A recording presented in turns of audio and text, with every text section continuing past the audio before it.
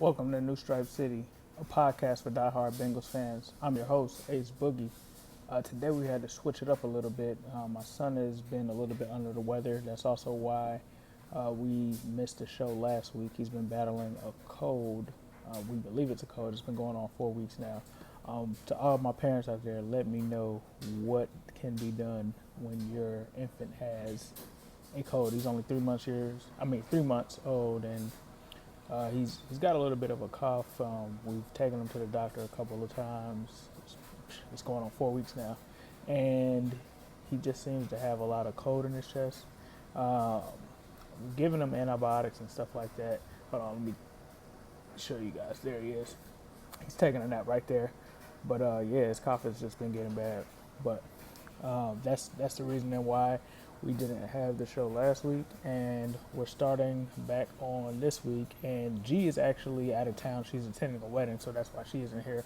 But if you didn't check us out last week, we had a show with the RB Scout Adam Spinks, and he came on and talked a little bit about the Bengals running backs. So if you haven't checked that out, make sure you check that out. It's definitely something that you want to hear about. He gives his perspective on Joe Mixon, Jeremy Hill.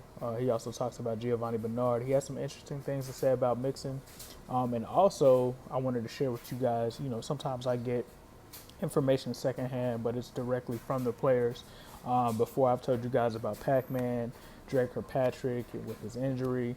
Well, I just heard through one of my sources that AJ Green and Vontaze Burfict believe that Joe Mixon is a beast. They're very impressed with him. They even went as far as to say that they think the guy could possibly be a Pro Bowler his rookie year. So that's how good the guy is. They say that he's just really huge. He's really fast. So that's good to hear. Kicking other things off, we kind of are getting into the moment where minicamp is going to start. And with that being said, John Ross officially graduated yesterday. If you checked out his Instagram snap, he actually did a couple of videos of him graduating. So that means that he is officially able to join the Bengals. So that's going to be very interesting. We've already seen guys like Cody Core step it up. We've heard about guys like Josh Malone. We've also know that Alex Erickson is there. Another guy that a lot of people are kind of sleeping on that I liked last year was Alonzo Russell. He's apparently having a pretty decent camp so far, but it's hard to really say because guys are only in shorts. So until guys actually get full pads on, then we'll be able to say how good they are, and we'll be able to judge them from that barometer. Also, I know that you guys who have been following my show for a long time, we actually have the bruh shirts now. I'll make sure I put a link in the description of this video for it. But yeah, definitely check those out. It's basically from the drop from my show that was pretty popular, the bruh drop, and it's going towards a good cause. 10% of the proceeds will be going to the Anti-Bullying Prevention Foundation. So it's legit and everything. It's through, I believe, Teespring, so make sure you check that out. But other than that, there hasn't been much really going on. I can touch on a couple of things that just come to mind, and one of them is Andy Dalton. I've been listening to the national media and everything, and they used to have this like barometer for how to tell whether you have a franchise quarterback or not, and apparently there's some kind of Andy Dalton metric, which is pretty ridiculous. To me, I think that Andy Dalton is better than a lot of quarterbacks. I think that he's a top 10 quarterback, if not top 10, top 12.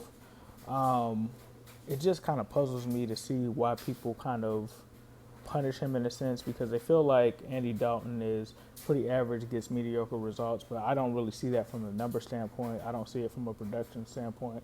I don't see it from a record standpoint. The guy has, honestly been a pretty decent quarterback in this league, and I think he has nowhere hit his limit in this league or his potential. And you're giving him a guy in John Ross that runs post routes, and PFF came out with this graphic that basically stated that Andy Dalton works best with wide receivers that run post routes, and that just so happens to be one of John Ross's most effective routes. So you're giving him a guy in John Ross. You're also giving him a guy in Joe Mixon that's going to be a weapon out of the backfield. Giovanni Bernard, You're also giving him Tyler Eifert back. So, I mean, what else do you really want more from the guy? I think that he's a great quarterback. I don't understand what the whole issue is with him. When guys are comparing him to Alex Smith, it's just pretty ridiculous. Like, I don't really understand that. Also, there's the narrative around the NFL and around the media that the Bengals aren't going to do good this year, which I kind of tend to disagree with. And I think that Jim Oswarski pointed out a great point, saying that this team was a couple of field goals or extra points away. I think it was field goals for being 8-8, and you're talking about a team that was already talented before. They had a whole bunch of turnover, not only with the roster but with the coaching staff. I think that actually hurt us a little bit more was the coaching staff. You had an offensive line that struggled, and I still feel like this can be a team that can get back to being a top tier team in the NFL. I mean, they went to the playoffs how many years in a row before this last season, so I don't see that being an issue. And you're looking at a team 2 years removed from 2015, which looks like a team that could possibly challenge the Broncos for a Super Bowl. I mean, honestly, I think that they were better than the Broncos that year with Andy Dalton at quarterback. Peyton Manning kind of struggled a little bit that year, and I think that had we had certain things in place that Andy Dalton would have got it done. So I just don't really get it. And I think that this Bengals team can definitely take it to the Super Bowl next year. You're looking at a team like the Patriots. I think that they're definitely going to be a threat. You look at the Oakland Raiders. I think they'll be a viable threat. But this team can honestly score with anybody. And when on the surface level, just looking at all of these teams around the AFC, I mean, which one of them has the weapons on offense as well as the defense? I think that the Bengals have one of the best defenses in the NFL, let alone the AFC. Obviously, they had some issues last year, but I mean, I'm fully confident in this unit. I think that they can bounce back. You're looking at a guy like Vontaze, who's more athletic this year. I've also heard that Nick Vigil could possibly be starting from that Sam linebacker spot. That's a lot of more athleticism there. You're talking about Kevin Minter, who it wouldn't be hard to be more athletic than Ray Maluga. So you're talking about a defense that's going to be revamped. You got Andrew Billings, you got Jordan Willis, you got Carl Lawson, who a lot of guys have been talking about. Obviously, Carl Lawson, I think, could be a super impact player. Vontaze Burfict has been bigging him up. A lot of the players on the team have been bigging him up, but we'll see once pads get on, and hopefully he can stay healthy. But that could be another guy who could be a potential steal.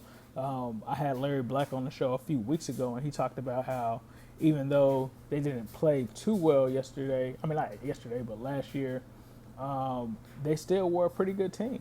And they still were a pretty good defensive line.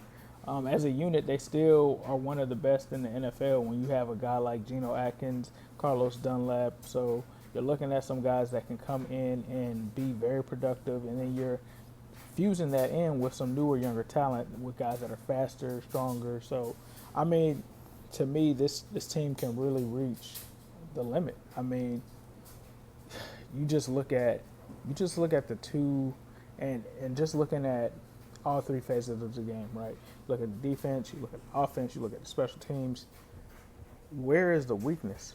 On the offense, you might say the line, but is it really that much of a weakness when you have two guys that were supposed to be first rounders? It's not like it's not like you have guys off of the street that are starting. Obviously, there's going to be growing pains, but they still have guys that potentially can be pretty good, solid players there. And I think that the line will definitely shock a lot of people this year. I think that the expectations are so low that I think that they'll definitely shock some people. I think that there will be more of a concentration on the line. I think Andy Dalton will be more conscious of it, making sure that he can get the ball out of there faster. I honestly even think AJ Green can take it to another level next year. He put on some muscle, so this team is a legit threat. I don't know why the media does that, but I'd rather us be under the radar than to get the acclaim and all of that, to be pressured to live up to be a great team, because it always seems like when the media does get on our side, we don't tend to play well with that when the stakes are high. So, I have no problem coming in under the radar, but definitely don't listen to the media. in terms of them grading the Bengals. If you just look at Pro Football Focus, they also came out with another graphic with, I think it was about 5 or 6 players who haven't even played this year yet. And you're talking about guys like Andrew Billings, guys like Joe Mixon, guys like William Jackson III, John Ross. A lot of these guys can be really good. So um, we'll have to sit tight and see how things play out. But I'm very interested in seeing how things play out in that aspect. But this is the week before minicamp, and when minicamp kicks off, it's going to be interesting to see what Ross does. I'm pretty sure he'll be limited. They're saying that he has the shoulder injury that he's still coming back from, but hopefully he'll be able to meet the guys and mesh with a lot of the other players on the team and see what he can do in terms of picking up the offense. That's going to be what's key to getting John Ross on the field. But I think that they'll find any kind of way that they can to get John Ross on the field, especially since he's so integral to the offense and could possibly, be a person that makes his presence known on special teams as well as Joe Mixon. So we'll see how things go, man. But yeah, make sure that you guys subscribe to the channel. We actually went through and dropped a couple of games this past week for the Game of Stripes, and unfortunately we took 2 L's, but we played the Giants with Brandon Marshall and a couple of those new draft picks that they have, and Evan Ingram, and then we also went against the Packers themselves. So make sure you check those out and shoot me some comments and let me know who you'd like to see next. I'd like to hear you guys' feedback, and I like to see how they would do against other teams. But as usual, we'll be back to our regular scheduled programming next week. Hopefully this kid is over this illness. He's about to start coughing now. But as always, guys, I'll leave you with a who day, all day, every day, and especially on Sunday. Thanks for tuning in.